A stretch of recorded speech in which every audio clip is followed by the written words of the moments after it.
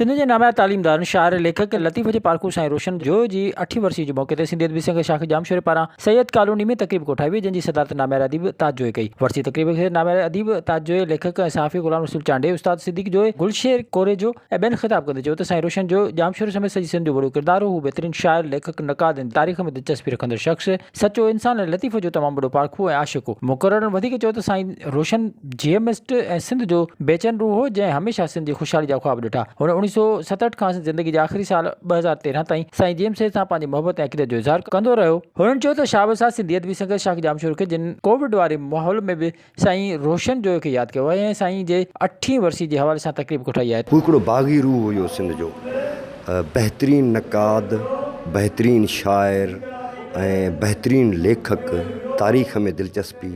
लतीफ़ जो त तमामु वॾो आशिक़ हुयो, तसौफ़ हुन जो वॾो मौज़ू हुयो ऐं हू ॾाढो क्रिटिक क़िस्म जो माण्हू हुयो ऐं हिकिड़ो अहिड़े क़िस्म जो सचार हुयो जो हू वॾे खां वॾो माण्हू छो न हुजे उनखे सच चई ॾींदो हुयो। शाह जे हिन बेत वांगुरु सुख न सुठा कॾहिं खरकणा लाइ ओसीड़ो आहे खावड़ियुनि खे पंध जो। त साईं सदाईं पंहिंजी महिनत जाखोड़ कंदो रहियो त जीअं सिंध वासी सिंध जेको आहे न सुख माणनि। साईं जीएम सैद जो अदना कारकुन थी करे 1967 खां वठी 2013 माना आख़िरी साल साईं जी वफ़ात जो, ओसि ताईं साईं जेको आहे पंहिंजी साईं सां अक़ीदत जो इज़हार कंदो रहियो। हर वक़्तु साईं जी कचहरीअ मां क़ौमियत नज़र ईंदी हुई ऐं उहा क़ौमियत अमली तौर बि साईं में ॾिठीसीं। सुठो उस्ताद बि हुयो, असां सां गॾु ड्यूटी कंदो हो। हिकु त टाइम जो पाबंद, पाण स्कूल में पंहिंजो पीरियड कॾहिं बि मिस न कई।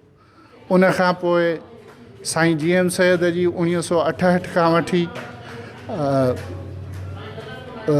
2013 ताईं, यानी संदसि आख़िरी वञण ताईं कॾहिं बि साईं सालगिरह वर्सी मिस न कई। तकरीब में समाजी अॻवान साईं रोशन जो शागिर्द मंजूर अबड़ो, शहरी एक्शन कमेटी जो चेयरमैन रबनवाज़ अबड़ो, एसयूपी अॻवान सरवर बरफ़त, कादिर बख्श भलाई, सलीम लाखो, सागर जुमन बुर्दी, शलवा चेयरमैन कामरेड जोशीलो सिंधी, यूसुफ जोखियो, कमल लतीफ़ी, मूसा लाखो समेत सियासी समाजी अॻवाननि, सहाफ़िन ऐं शहरनि वॾे अंग में शिरकत कई। विज़िट कयो अवामी आवाज़ मीडिया ग्रुप जी वेबसाइट awamiawaz.pk।